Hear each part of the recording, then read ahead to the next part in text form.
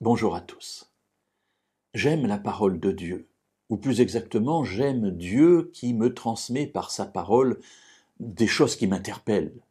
Ce matin, en lisant le livre des Proverbes, je suis tombé sur le chapitre 22 et le verset 2. Le riche et le pauvre se rencontrent. Alors je me dis, le riche et le pauvre se rencontrent, on ne vit pas dans le même monde. D'un côté, nous avons des gens extrêmement riches, immensément riches, j'allais dire riches d'une manière quasiment insultante pour les autres, tant ils sont riches.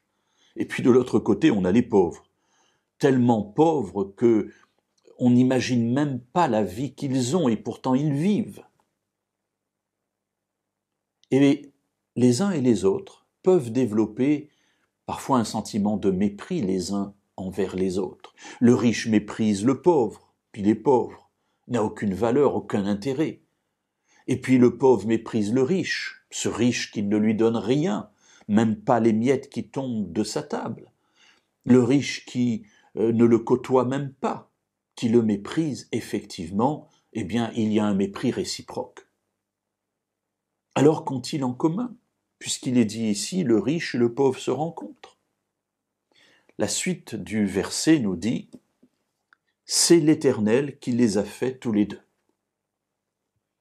Alors voilà ce qui leur permet de se rencontrer, c'est qu'ils sont tous les deux des enfants de Dieu dans le sens où c'est Dieu qui les a créés. Je ne parle pas ici de leur foi, ils ne croient peut-être pas en Dieu, mais ce sont des créatures de Dieu, l'un et l'autre, c'est Dieu qui les a faits.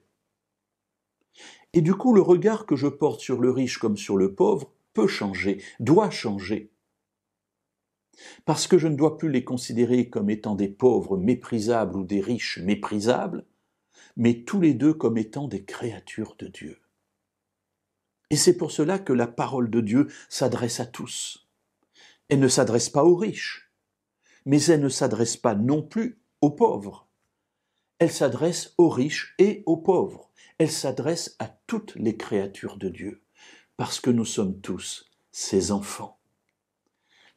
Alors, au-delà de ce que ce passage me dit, il est en train de m'interroger sur le regard que je porte sur les gens qui m'entourent. Non seulement les riches et les pauvres, mais les malades et les bien portants, les grands et les petits, les jeunes et les vieux, les personnes âgées et les bébés. Comment est-ce que je les considère? Et la parole de Dieu ici me dit, considère-les comme étant tous des enfants de Dieu que Dieu aime et que tu dois aimer.